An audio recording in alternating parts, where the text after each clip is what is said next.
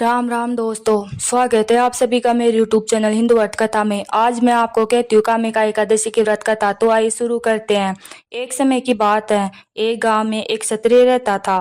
वह अपने आप पर बहुत गर्व करता था, खासकर अपनी शक्ति और बल पर उसे अभिमान था। क्षत्रिय भगवान को बहुत मानता था, लेकिन उसके मन में घमंड था। वह हर दिन भगवान विष्णु की पूजा करता और उनकी उपासना में लीन रहता था। एक दिन वह किसी महत्वपूर्ण कार्य के लिए घर से बाहर यात्रा पर निकला। रास्ते में उसकी मुलाकात एक ब्राह्मण से हो गई। दोनों में किसी बात को लेकर झगड़ा हो गया। झगड़ा इतना बड़ा कि बात हाथापाई तक आ पहुंची। क्षत्रिय बहुत बलवान था, इसलिए ब्राह्मण अपनी दुर्बलता के कारण क्षत्रिय के वार को सहन न कर पाया और वह वहीं गिर गया और उसकी मृत्यु हो गई। ब्राह्मण की मृत्यु से क्षत्रिय हक्का बक्का रह गया।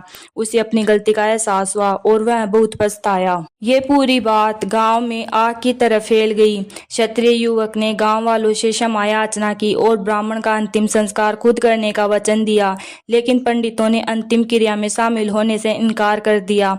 तब उसने ज्ञानी पंडितों से अपने आप को जानना चाहा, तो पंडितों ने उसे बताया कि उसे ब्राह्मण हत्या दोष लग चुका है, इसलिए हम अंतिम क्रिया के ब्राह्मण भोज में आपके घर भोजन नहीं कर सकते हैं। यह सुनकर क्षत्रिय ने ब्राह्मण हत्या दोष के प्रायश्चित का उपाय पूछा।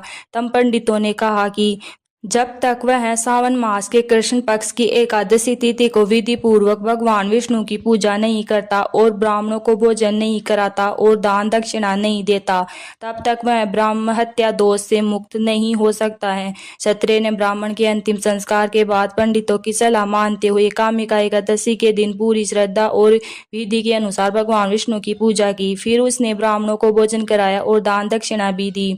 इस तरह भगवान विष्णु की कृपा से वह क्षत्रिय ब्राह्मण हत्या दोष से मुक्त हुआ। तो कैसी लगी आपको मेरी ये जानकारी? अगर अच्छी लगी हो तो वीडियो को लाइक, शेयर और कमेंट करें और चैनल को सब्सक्राइब करें। Thank you.